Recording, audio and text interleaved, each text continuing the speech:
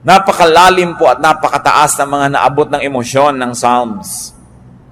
At kung atin pong nanamnamin yung mga damdamin na nandyan sa mga tula na ito at mga awit na ito, ay hindi mahirap mag-identify sa mga kalagayan natin kung ito'y dumarating sa ating buhay. Kinikilala niya na sobrang daw akong napayuko, sobrang na ako naging na-humble, sobrang na akong nakuba sa mga problema at sa mga hirap na dinadara. Proverbs 14:10 and 13, each heart knows its own bitterness. Even in laughter, the heart may ache, and joy may end in grief. Isang malungkot na katotohanan, subalit hindi kailangan sobrang maging malungkot dahil pwede namang maiba ang inuuwian ng ganitong mga kalagayan sa buhay. At ang tangi lang daw na yung may-ari ng puso, yung may katawan, yung may kalooban ng lubos na makakaunawa sa lalim ng kanyang mga kapighatian. Sa mga pait na kanyang dinaranas, walang pwedeng makishare nun. People can only approximate. So huwag po natin sinasabing, I understand. I know. We don't know how people feel. And we don't understand. Kuminsan yan ang pinakamadalas at pinakamadali na pagbaliwala sa pamamroblema ng isang tao. Naintindihan ko yan. Lilipas din yan. Mga pananalita na hindi naman talaga nakaka-comfort. Na gusto mong sabihin, hindi mo alam ang sinasabi mo, hindi mo nadaranas ang dinaranas ko, kaya huwag mong baliwalain ang aking nadarama. Kuminsan sa kagustuhan po natin magbigay ng comfort sa kapwa, we end up trivializing their sorrow. Na minamaliit natin yung malaki sa kanila sa panahon na yon.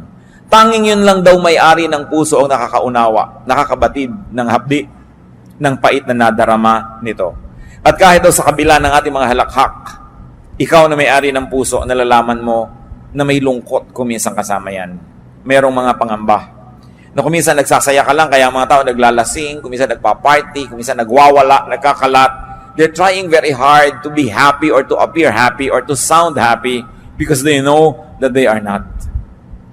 Kaya sabi niya, alam niya, even in laughter, the heart may ache. Meron talagang nadarama ang isang puso at may mga kabigatan. Baliwala na ito ay itanggi. Dapat tanggapin mo, malungkot ako ngayon. I feel down and out. I don't feel nice. I feel low. I have such low self-esteem. Or I am sad. I feel dejected and rejected and alone. Yung pagkilala po niyan, isang unang hakbang na para tayo makaahon sa ating kinalalagyan. Another thing we do when we are down and out, limit your load. Kahit po mga tulay, makikita natin sa highway, load limit, 15 tons. Sa maliliit na tulay, 10T, nakalagay yun. Ibig sabihin, 10 tons, 10,000 kilos ang kaya lang dalhin ng tulay na yon. Laging may load limit. Kung may dala kayong carry-on baggage, sinusukat-sukat pa yan o lampas ka na sa timbang dahil ito lang ang iyong limit. At ang puso po ng tao may hangganan ng kaya niyang dalhin na pighati. Respect your load limit. Huwag tayong magpaka-superman or superwoman when we are not.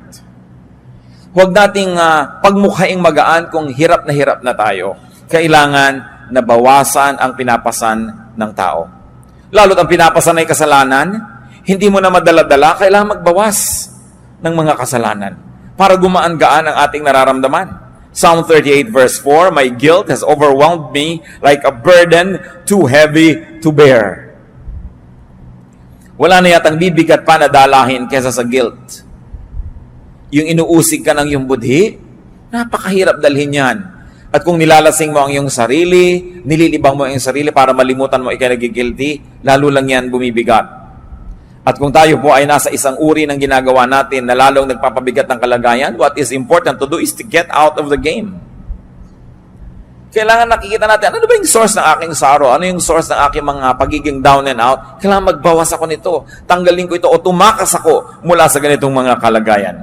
Ecclesiastes 11:10, so then, banish anxiety from your heart and cast off the troubles of your body. So sabi, kailangang pilitin mong bunutin mula sa puso mo yung mga nakatarak na mga balaraw. Hindi yung ang lagi mo na lamang na idolo ay ang Mater Dolorosa, no, na mayroong 7 punyal na nakatarak sa kanyang puso. Tingnan mo naman ang facial expression. Di ba talagang nagkanda bigat-bigat na? Hindi dapat yun gayahin. Hindi dapat na napakarami mong pinapasan. May mga tao po kasi meron silang ganyan may messianic complex. They think that they are the saviors of the world.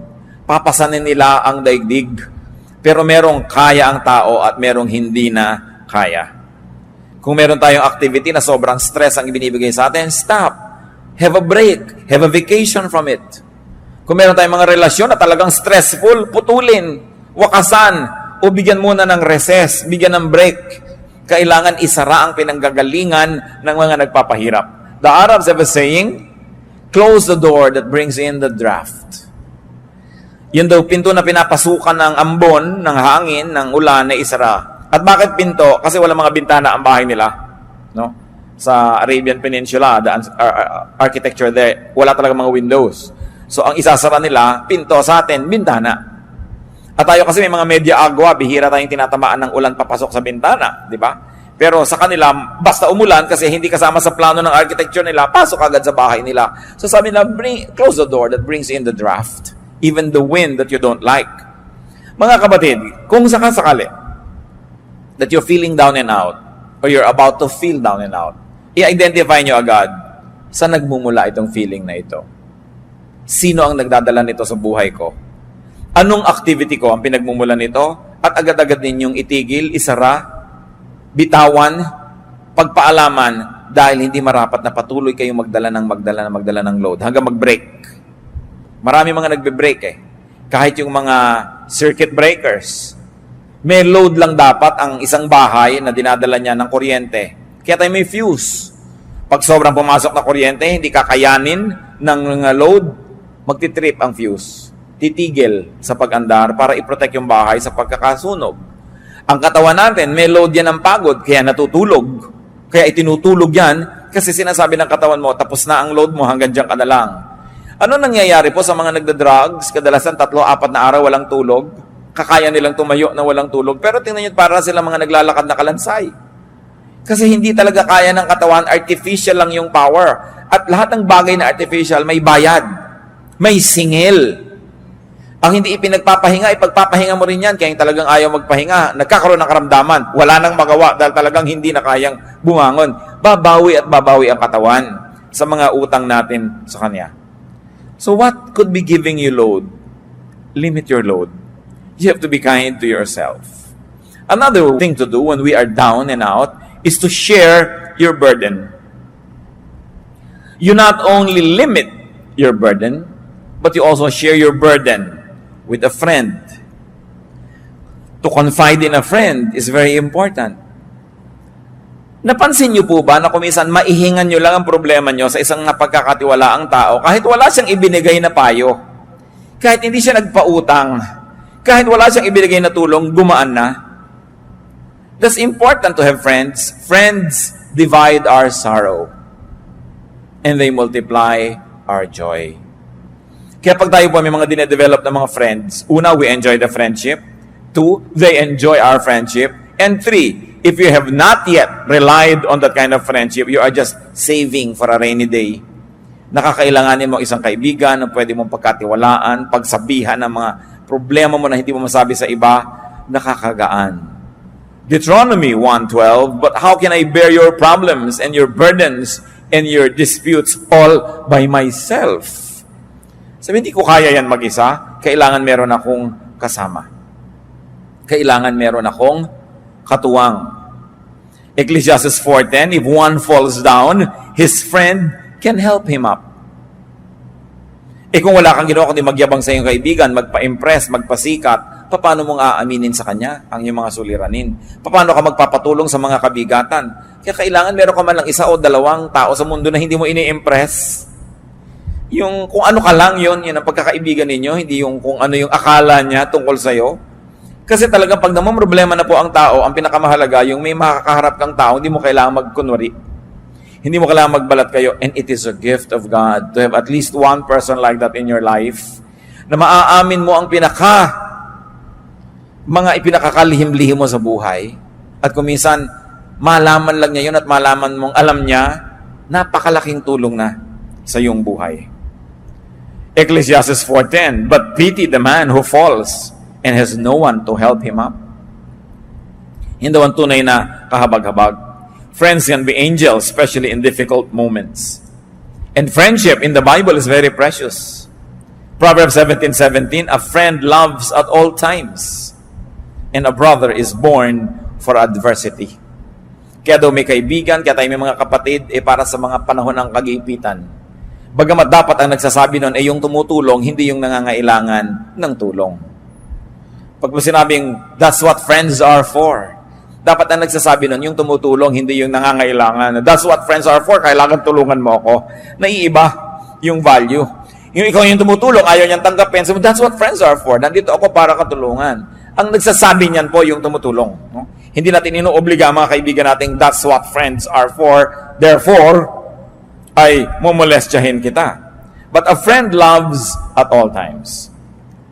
At kung minsan, ito po ang pinaghihinanakit ng mga tinatawag nating non-Christians, mga unchurched, mga hindi born again, sa mga kaibigan nila na na-born again. Na nagkaroon na ng kondisyon ng pakikipagkaibigan. Hindi na kita kaibigan kung idolatros ka. Hindi na kita kaibigan kung ang baptismo ay ganito lang, hindi katulad ng baptism ko.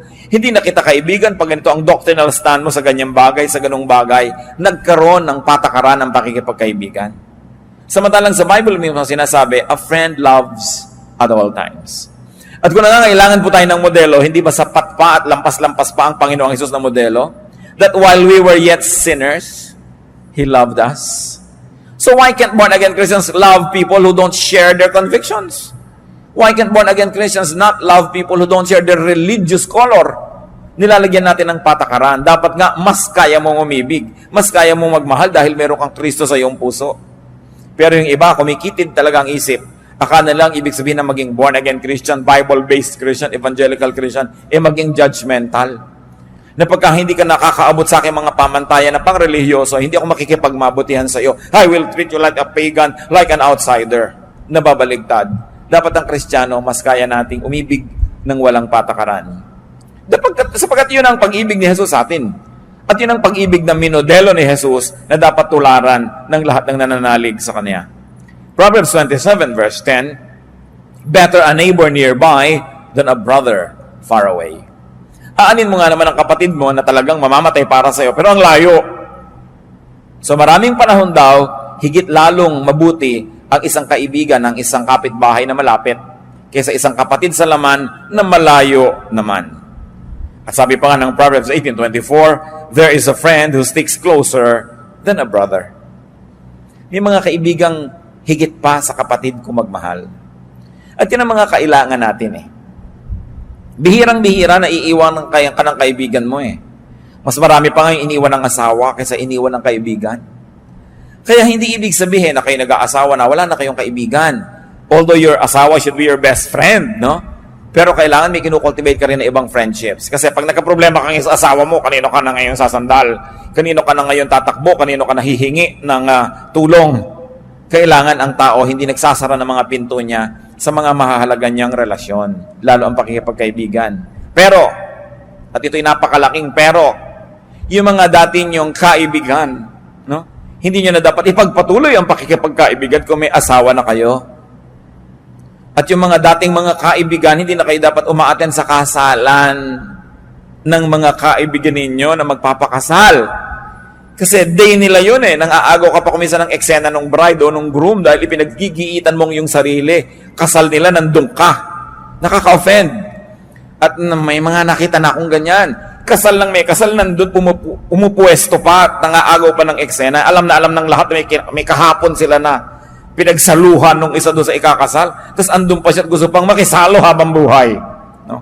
Kailangan lumalaki tayo sa lugar. But friends without the romantic a connection must be maintained and kept. And they can give us balance also. So, make, have, and keep friends.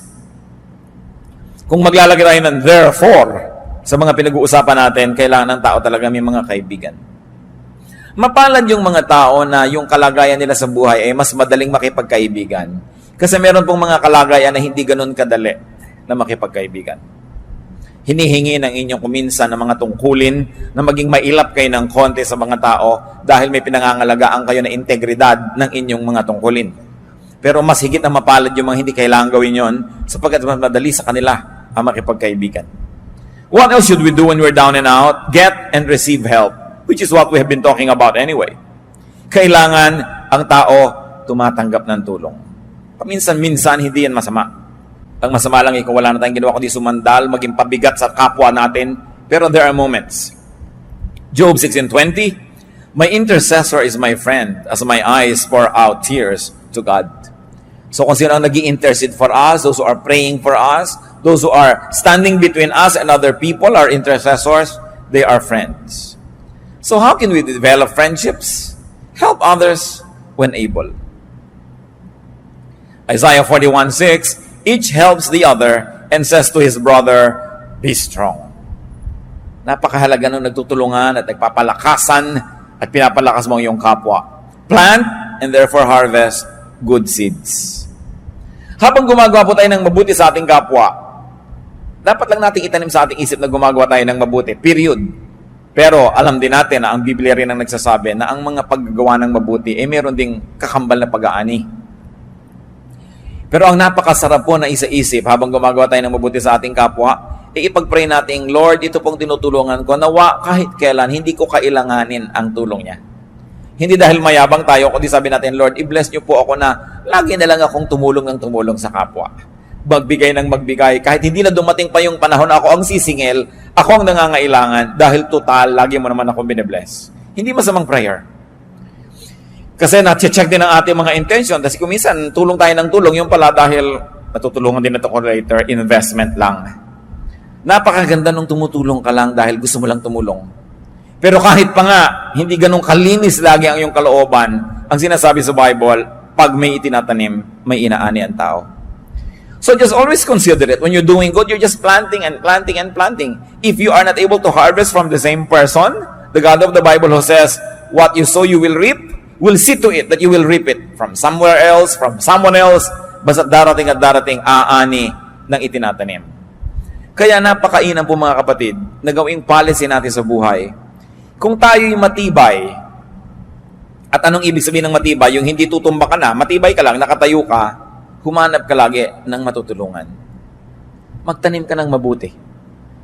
Sapagkat sa paggawa natin ng mabuti sa ating kapwa, una, ikinalulugod ng Diyos. At kung nalulugod sa iyo ang Diyos, paano ka naman malulugi? Number 2, nalulugod din sa iyo ang iyong kapwa. At generally speaking, ang mga tao naman ay marunong tumanaw at makaalala kung sakaling ikaw naman ang mangailangan. No? Bihira naman yung talagang lumilimot So, meron ka rin dyan ng mga benefit. At pangatlo, tuwing tumutulong tayo sa kapwa, lumalakas tayo. There is something miraculous about helping people, that when you keep on helping people, you become stronger and stronger and stronger. So that when the same storm happens to strike you, you are now well-equipped.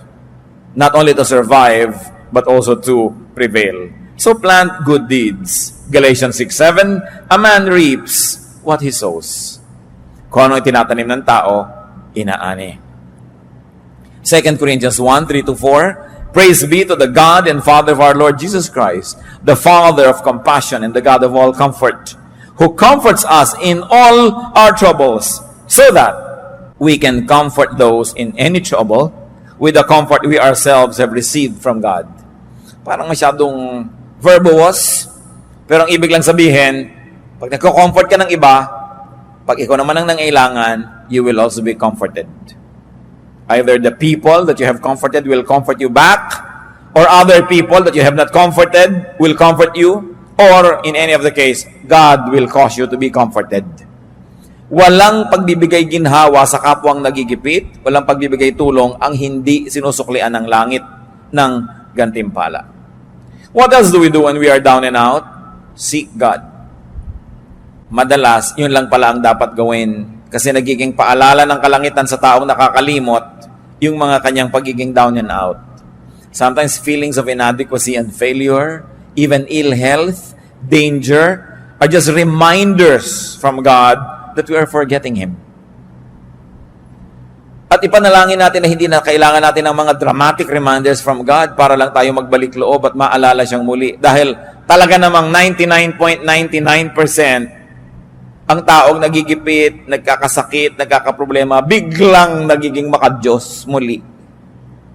Biglang-biglang nagiging relihiyoso na naman. Biglang-biglang nagiging madadasalin. at gustong ipagdasal din siya ng iba, biglang nabubuklat uli ang mga inaanay na Biblia, at biglang umaattend uli ng mga religious services na matagal na hindi sinisipot pag ang tao ay sobrang nagigipit. Kaya yung pagiging gipit din po mga kapatid, kung ang nagiging bunga ay nagbabalik loob tayo sa Diyos, yan man ay pagpapala. Pero ipanalangin natin, huwag na tayong dumating sa ganon, na talagang inilugmo ka, pinaluhod, binugbog para lang dugo ang kang bumalik sa panan ng Diyos. Dahil talaga ang tao, pagka wala nang maipagyabang, yun na lang ang huling gagawin magbalik loob. Humingi ng tawad at humingi ng habag. Napakasarap yung ang ganda-ganda ng buhay mo, ang ginahawa, tapos ang lapit-lapit mo pa sa Diyos. Yung hindi ka na kailangan magkaroon ng mga panganib at hirap para lang lumapit muli sa Diyos. So pag down and out po tayo, isa rin dapat nating isipin, baka paalala to ng Diyos na sobra na ako nagiging mayabang, sobra na ako nagiging makasarili, o iniaasa ko na ang kaligayahan ko at ang ikabubuti ng buhay ko sa kapwa-tao ko lamang at nalimot ko na yung Diyos, that God is no longer in the equation. Psalm 121 verses 1 to 2. I lift up my eyes to the hills. Where does my help come from? My help comes from the Lord, the maker of heaven and earth. Maganda yung picture nito sapagkat yun pong Jerusalem ay nasa ibabaw ng pinakamataas na bundok doon sa lugar na kinalalagyan niya. So yung pagtingin mo sa mga ibabaw ng mga bundok, kahit may mga ibang bundok ka rito sa pagitan mo at ng Jerusalem, pag tumingin ka dyan, lumalampas pa rin yung paningin mo, makikita mo pa rin yung ibabaw ng Jerusalem. At kung hindi mo man makita yun, na-imagine mong nandun yun, at naaalala mo ang templo, naaalala mo ang Diyos. So this is really a figure of speech. To lift up your eyes to the hills. Many people will lift up their eyes to the clouds or look at the rain. Some people can even remember God by looking into a microscope. Whichever helps you remember God, dapat meron kang ganung ritual sa buhay. Meron ting nakakakita ng maraming pagkain, naaalala niya ang Diyos.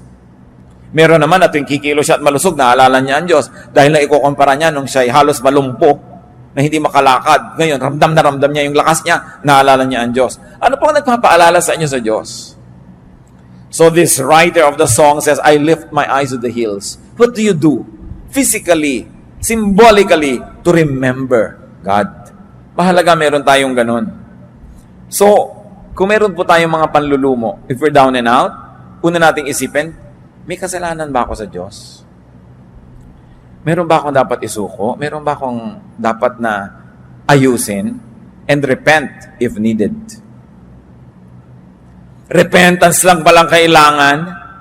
Pagbabalik loob lang sa Diyos, tapos bumalik na uli ang kanyang kalusugan, bumalik na uli ang kanyang kasiyahan.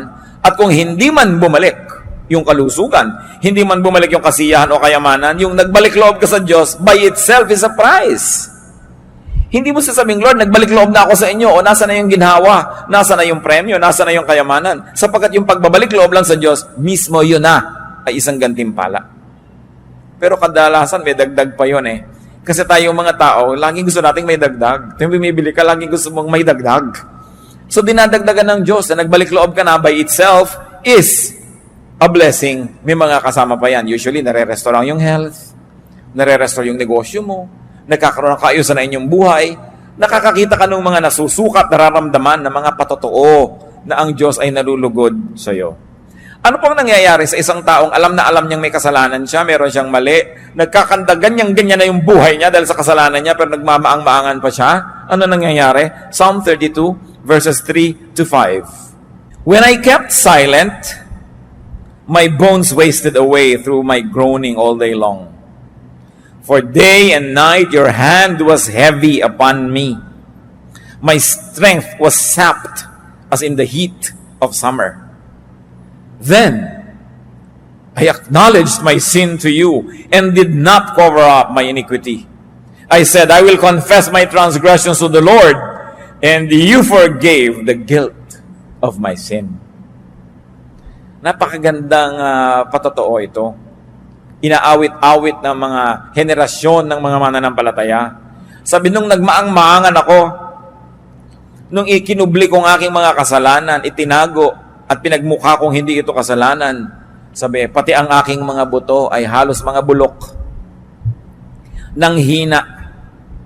At yun po nagkakaroon ng mga sakit sa buto, ang makakapagpatotoo sa atin kung gaano kasakit ang sakit sa buto. Many of us have no idea kung gaano kasakit ang sakit sa buto. Sabi niya, my bones wasted away through my groaning all day long. At bakit daw? Dahil gabit araw, dinadaganan ako ng inyong kamay. Ano mangyayari sa isang taong dinadaganan ng kamay ng Diyos? Yun lang talikuran ka ng Diyos, napakalaki ng hirap yan. Yun lang hindi dinggin ang iyong mga panalangin, yung pangdaganan ka ng kamay ng Diyos. Wala kang susulingan. Hindi ko alam kung naranasan niyo ng madaganan, matulog kayo na mayroong isang kabambigas na nakadagan sa inyo. No? Isang kabambigas lang ngayon. Gaano kabigat ang Diyos? Kung tutuusin. So sabi, habang ikinakaila ko yung kasalanan ko, habang nagmamatigas ako, habang pinagpipilitan ko yung akin, at ayaw kong sundin ang yung kalooban, yan ang nangyari sa akin. Dinaganan ako, pinisa, pinipi, no? ng inyong kamay. Subalit, sabi niya, nung aminin ko ang kasalanan ko, at di ko na pinagtakpan pa ang aking sarili. Tinanggap ko ang aking pagkakamali, at hiningi ng tawad. Sabi ganon, nung ako'y humingi ng tawad at nagbalik loob, pinatawad mo ako agad. At inalis mo ang bigat na nakadagan sa akin. You took away the guilt of my sin. Yun ang bigat Napakabigat. Bakit yung bigat ng loob, no? Hindi mo naman matimbang. Kahit sumakay ka sa timbangan, ang bigat ng loob mo, hindi naman nakukuha ng timbangan yung bigat Pero alam mong napakabigat. At alam mo na kung ang gaan ang kalooban mo na halos magsayaw ka palaka dahil ang gaan. So ang sinasabi dito mga kapatid, bakit naman natin pinapatagal yung bigat? Lalo't kung alam naman natin ang pinagmumulan ni kasalanan. Lalo't kung alam natin ang pinagmumulan ni isang negative attitude, isang maling pananaw, ba't hindi na lang isuko yan? Total, susuko ka rin dahil hindi ka naman mananalo, Diyos yun Pinapatagal mo lamang ang pahirap sa sarili. Sabi, isuko yan. When I confess my transgressions, you forgave the guilt of my sins. Hindi nga hininga ng bayad Confession lang. Aminin mo lang at magbalik loob ka. So what do we do when we are down and out and we have found out that it's because of our personal sin? Seek and receive restoration. Kailangan ibalik ang ligaya ng buhay, gaan ng puso, saya ng ating espiritu. Psalm 51:12, dalangin ng isang taong nalayo ang loob sa Diyos, restore to me the joy of your salvation and grant me a willing spirit to sustain me. Ibalik mo sa akin ang ligaya ng kaligtasan. Kasi nawala ang saya. Pwedeng mangyari yan sa isang taong nakaranasan ng kaligtasan ng Diyos. Yung magkagiba-giba pa yung puso, magkalungkot-lungkot pa. Pero yan ay bunga ng napakatagal, sunod-sunod at buong tigas ng ulong pagsuway sa kalooban ng Diyos. That is when we are down and out. What about when others are? What do we do when others are down and out? When people are down and out, be compassionate. That's the first rule ever. Maging mahabagin. Colossians 3:12, as God's chosen people, clothe yourselves with compassion, kindness, humility, gentleness, and patience. Be compassionate with people. Hindi yan panahon para manisi. Hindi yan panahon para magpasikat. Nakita mo, tama ako. Kailangan ko ang tao down and out. We become kind. Nararamdaman lang ng tao na kailangan siyang maging mabait at mabuti. Kung naranasan na niya sa kanyang buhay na mga ilangan ng bait at buti ng kapwa. Kung naranasan niyo na pong makorner, wala kang kapiyok-piyok dahil corner na corner ka, ang tanging kailangan mo, kabaitan. Yung down ka, wala ka talagang maipagmalaki ni ang tanging kailangan mo lang sa tao, kabaitan. Pag wala kang maibigay na excuse, dahil talagang obvious ang kamalian mo, anong kailangan mo? Kabaitan. Pero tayo po mga tao kadalasan, pag nakakita ng kahinaan, sinasamantala yon.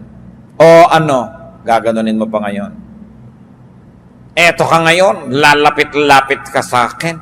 Ganyan ka pa. Hindi po ganyan na klaseng trato ang kailangan ng taong nagigipit. Kasi the heart knows its own sorrow. At napakabuti siguro, bagamat hindi ko idinadalangin na maranasan natin, pero maranasan din natin yung magipit, maging sobrang kawawa, para malaman mo na kailangan mo rin maging mabait. Para ma-realize mo ang halaga ng kabaitan. Kaya nakakalungkot ang isang taong tumatanda, nagkakaedad, masungit pa rin. Yung hindi pa rin maunawain, hindi mapagbigay, hindi mapagkandili, hindi mapagpatawad, kasi para namang wala siyang natutunan sa buhay niya. Para namang di niya naranasan ang mga hirap sa buhay. But Satan can always deceive us because bitter experiences can make us better. But bitter experiences can also make you bitter. Pipiliin mo lang, will I be bitter? Will I be better? Sa mga nararanasan kong hirap sa buhay, anong gagawin kong policy sa mga taong dumaranas ng ganodong hirap? And the true test of spirituality is in being kind. At yan po ay isang basic value ng kahit anong major religion sa mundo. To be kind to the weak. At yan ay perfect ni Jesus ang example. No? The woman caught in adultery. Meron pa bang higit na malaking kahihiyan kesa sa isang babaeng mahuli sa akto ng paggawa ng isang bagay na inuuri at sinusukat ng kanyang lipunan na pinakamasamang magagawa ng isang babae? Nahuli sa akto, kinaladkad ng mga tao sa lansangan, walang kapiyok-piyok dahil caught in the act. Pero ang sabi ng Panginoon, o kung sinong walang kasalanan, di maunang bumato. Di ba musika sa tenga ng babae yun? Subukan ko nyo kung kayo yung babatuhin. Kung hindi musika sa inyo yung sabihin ng tao na, tinanong anong gagawin namin sa kanya? Inilagay sa kamay ni Jesus ang mangyayari doon sa babae Alam nyo, madalas nasa kamay natin ang mangyayari sa ating kapwa. Kumisan kuya kayo ng isang pamilya, kayo tong breadwinner, may nagkamali, kumisan nasa kamay ninyo kung ano mangyayari sa kanya. Kasi yung opinyon, papakinggan ng iba eh. Kumisan kayo yung tatay, kayo yung nanay, anong gagawin nyo sa isang taong ganun? Pinakita sa atin, Jesus, ang dapat gawin. Sabi niyo, yung mauna na yung walang pagkakamali. Kaya dahil doon, walang naglakas loob bumato. Kailan nyo ibinibigay yun? Kailan natin kakailanganin yun? Remember, what you sow is what you reap. Napakahalaga na iniisip niya. Kaya ang ating beginning na verse you don't know what a day may bring forth. Be kind, because you don't know when you might be the recipient of the same kindness. So when people are down and out, be compassionate to them, communicate with them. Ang isang napakahirap na mangyari sa isang tao pag siya down and out ay yung ma-isolate. Yung nag-iisip siya, hindi kaya ako tinatanggap ng mga tao, ipinupuwera nila kaya ako sa kanilang buhay. Communicate with them. Yung mga talunan, communicate with them. Kasi iniisip nila, meron pa kayang tatawag sa akin, may magte-text pa, natalo ako sa eleksyon, natalo ako sa contest, natalo ako sa kahit ano pa man. Dahil siyempre maraming kung bumabati sa nanalo, doon sa natalo. Meron pa bang bumabati dyan? Communicate. And when we communicate, we're saying, I'm here, I'm available, I am willing to help. Galatians 6:2, carry each other's burdens, and in this way you fulfill the law of Christ. So be kind-hearted, be gentle. Ephesians 4:2, be completely humble and gentle, be patient, bearing with one another in love. Maging mapagpatawad, mapagpaumanhin, at pairalin ang pag-ibig. Another thing we do when people are down and out, be reachable. Be available to help. Job 6:14, a despairing man should have the devotion of his friends, even though he forsakes the fear of the Almighty. Nakita niyo sinasabi ni Job? Kahit pa hindi ako matakot kayo sa Diyos, kahit magreklamo ako sa Diyos, kahit hindi ako maging makad-Diyos, kahit ano pa pagsasabihin ko dito, kaibigan ko kayo, dapat bigyan niyo ako ng inyong katapatan, ng inyong debosyon. Nakita niyo yung sabi niya, a despairing man should have the devotion of his friends, even though he forsakes the fear of the Almighty. At dito, bumabagsak yung maraming mga Christians. Pagka nagkaroon ng despair, sasabihin agad, kasalanan mo yan. Dapat talaga mangyari sa iyo yan. No? Yung iniisip natin, dahil ang tao may kasalanan, dapat mangyari sa kanya yon. That's already the position of a judge. At ang sabi sa atin, judge not. Ang inuutos lang sa atin, merong nangangailangan ng tulong-tulungan mo without passing judgment. Let God be the judge. Total, God naman talaga ang may alam ng lahat. Siya ang nakakaunawa ng lahat, so hayaan natin yung paghuhusga sa Kanya. Ang gawin natin, yung inuutos sa atin, to be compassionate. And when people are down and out, do not preach. It's not a time to preach. Do not moralize or judge or persecute. Kailan po tayo dapat nagpipreach? Before a disaster. Before people commit a mistake. Tinuturuan natin, binibigyan natin ng mga paalala, ng mga example, encouragement. Pero oras na sila ay nagkamalit na na, ang susunod na gagawin na natin is compassion, kindness, love, support, para makarecover ang tao. Hindi preaching. Sabi sa Ecclesiastes, there's a time for everything and a time for every activity under heaven. So there's also a correct time for preaching. Dahil kung yung tao down and out, hindi nakikinig yun. Preach ka ng preach. Nakikita niya gumagalaw yung bibig mo pero wala yan nadidinig. Kasi ang laman ng puso niya, yung kanyang pighati. Job 6:24-26, teach me and I will be quiet. Show me where I have been wrong. How painful are honest words. But what do your arguments prove? Do you mean to correct what I say and treat the words of a despairing man as wind? Ano pa yung context nitong si Job? Nung siya ay dinapuan ng kotak-kotakot na dilubyo sa buhay, bagamat alam natin siya ay mabuting tao sapagkat siya dumaan sa pagsubok. May 3 siyang matatalik na kaibigan na naglakbay ng malayo para makiramay sa kanya. At napakaraming araw at gabi ang lumipas na umupo lang sila doon kasama ni Job, walang kakibo-kibo, nakikiisa sa kanyang pighati. Subalit, matapos ang ilang araw, nagsimula na silang magsalita, isa-isa, walang humpay, taking turns. At isa lang ang sinasabi nila kay Job. Nagkaganyan ka, siguradong may kasalanan ka, aminin mo na. Yun lang ang sinabi nila, pagkahaba-habang poetry, basahin mo, ang daming mga stanzas, pero yun lang, hindi pwedeng magkaganyan ka kung righteous ka. Siguradong may mali ka. Anong malay nila? Alam na alam natin because the Bible writers tell us that Job went through a trial. Anong malay mo kung isang tao very righteous pala and going through a trial? Ba't mo i-judge? Kaya sabi nitong si Job, napakasakit na inyong mga salita. Ano ba ang gusto niyong gawin ngayon? Ituwid niyo lahat ng mga sinasabi ko at baliwalain niyo ang lahat ng aking mga pangangatuwiran. Ang ipinagpipilitan ninyo, dapat mangyari sa akin to dahil meron akong kamalian. At marami po ko alam mga kapatid, mga Christian na naman, pupunta sa may sakit na malubha. Kawawa ka naman, sister, ito ang pinya, o ito ang ganito, ito ang ganyan. Mamaya, sister, baka naman may dapat kang i-confess. Wala, bakit ka nakaganyan? Kung hindi ka may kasalanan, mamaya talaga inuusig-usig na niya yung nakahiga doon. Mabuti pa, di na lang siya dumalaw. Kasi, kung totoong may kasalanan yung tao, hindi na siya kailangan paalalahanan. Alam na niya yon. At kung kayo may sugat, gusto niyo bang dinudot-dot po, may sugat ka, ito yung sugat mo, didiin mo pang ganun. Hindi mo kailangan yun, sensitive ka na nga. Ang kailangan mo ay kabaitan ng tao. At hindi ko man naging mabait sa iyo, ay magpapalusot ka na sa Diyos. Lalo ka nga nagigilty kung mabait yung kaharap mo, di ba? Kung hindi ka inuusig, mas nagiging defensive ka nga kung usig siya ng usig. Siyempre, offensive siya, defensive ka. Pero kung walang offense, there'll be no need to be defensive. And people can be more open to the ministration of the truth. So, if people are down and out, it's not a time to preach. Mga kapatid, kung magpipreach kayo sa isang taong nagkamali na, ibig sabihin, hindi kayo nag-preach bago siya nagkamali.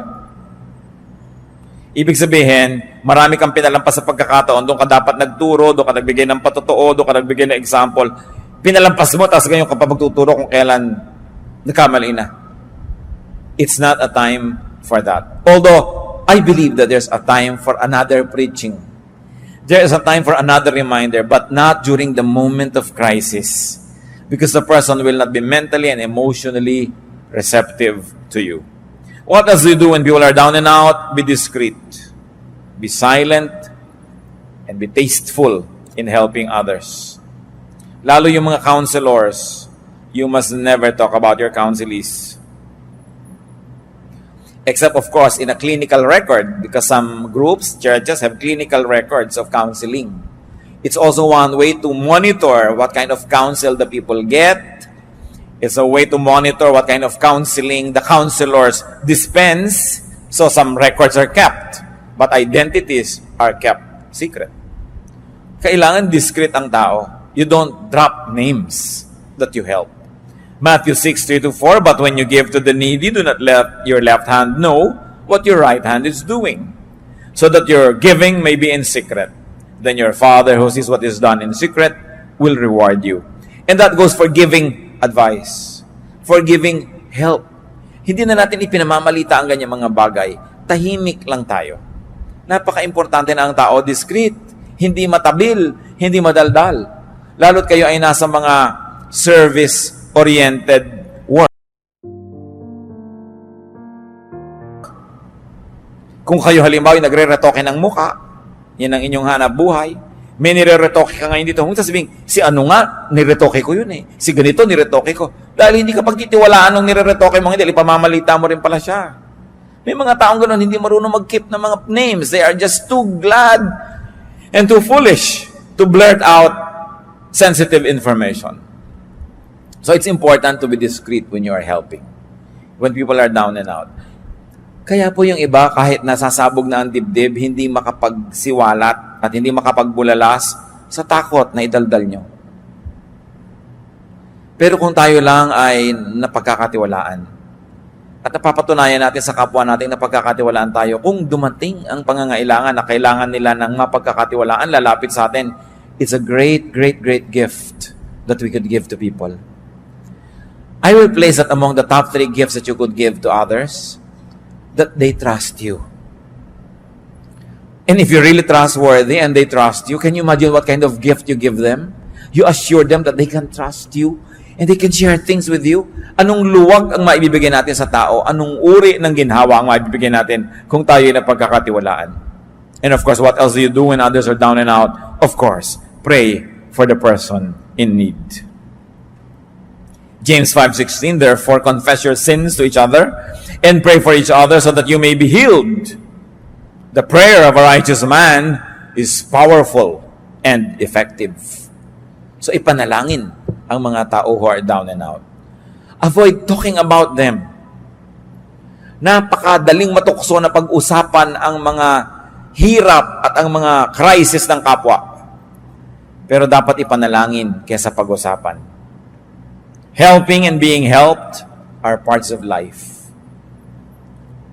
Kailangan tayo ay humble enough to acknowledge that we need help and kind enough to extend it. Be humble when down and out. Yung iba naman down and out na mayabang pa. Hindi tuloy tulungan ng kapwa. Gusto pa ng kapwa tuloy makita, lalo pa siya magkabuwal-buwal para maging humble. So be humble when down and out. Be humble when not down and out. In fact, be humble when strong, because you don't know what a day may bring forth. Life is a mist. Life situation can change in an instant. Proverbs 27:1, do not boast about tomorrow, for you do not know what a day may bring forth. Ano ang magandang pamantayan kung paano tayo makikitungo sa mga down and out? Simple lang mga kapatid, kung paano nyo kayo gustong pakitunguhan kung kayo ang down and out. Ganun lang. Paano nyo itatrato yung mga anak ng kapwa nyo na nagkamali? Simple. Paano nyo gustong itrato ng ibang anak nyo? Kayo anak nyo ang nagkamali. Paano nyo itatrato yung mga nadapa? Simple. Kung paano nyo gustong maitrato kung kayo yung madapa. Be kind and gentle. Be ready to help and be willing to be helped. Aming Diyos, salamat sapagkat kayo yung Diyos na nagtuturo ng mga maraming mga praktikal na bagay sa buhay. Na bagamat ang buhay na ito ay maaring mapuno ng mga hirap, mga pagsubok, pasanin, hindi naman nawawala ng tulong na available from you and from your teachings. Turuan niyo kami, Panginoon, na maging mabait sa aming kapwa, maging sa aming sarili. Magbawas kami, Panginoon, na nagpapabigat sa aming buhay. Turuan mo kami ngayon, Panginoon, Yumuko tayo sa presensya ng Diyos. I like to pray. I am moved by the Spirit to pray.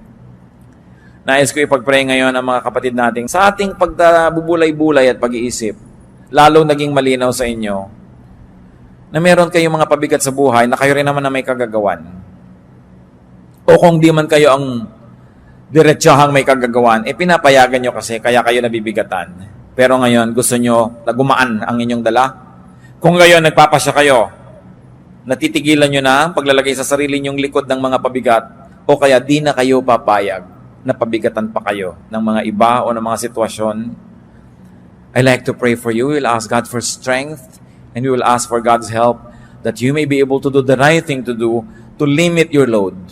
Kung kayo ito, na sinasabi niya, ako'y may kagagawan kung ba't marami rin ako mga dalahin, pero ngayon gusto kong gumawa ng commitment na gagawin ko na kung ano ang magagawa para mawala ang pabigat na ito. You want to make that commitment, we'll ask for strength. We're going to pray. Salamat sa Diyos dahil kumikilo siya sa ating mga puso. Para ano pa dinig mo ang salita ng Diyos kung dala mo na naman ang dala mo mga pabigat, parang walang narinig. Parang hindi tinablan ng salita ng Diyos. Hindi nakakahiyang sabihin sa Diyos na, Diyos ko, responsible din ako kaya marami kong dala. So ngayon sabihin ko, Lord, with your help, titigilan ko na. Ayoko nang payagan ang ganito mga bagay. Hindi na ako lilikha ng sarili kong mga pabigat o kaya pipigilan ko na ang pagpapabigat sa akin na gawa ng iba. Heavenly Father, kumuha po kayo, Panginoon, na isang himala. Bigyan nyo ng kakayahan ang mga anak mo na gawin ang dapat gawin.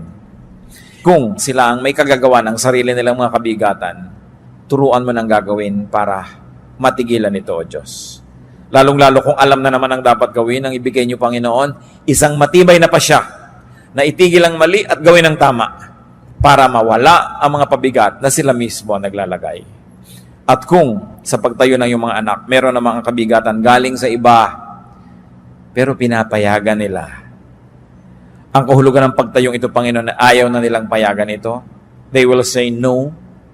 Kailangan ng paninindigan, ibigay mo, O Diyos, ang tibay ng loob, tapang at lakas na tumanggi sa impluensya ng ibang tao, sa impluensya ng masasamang espiritu, sa impluensya ng mga kalagayan na labas sa kanilang katawan at labas sa kanilang kapangyarihan. But to resist, you have said it, O God, resist the devil and he will flee from you.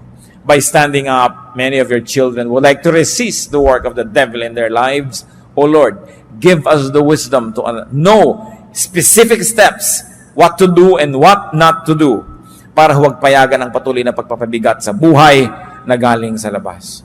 Ang pagtayong ito, Panginoon, napakasimpleng gawin ng isang katawan, subalit isang sagisag ng pagkilalang kailangan ng iyong kapangyarihan.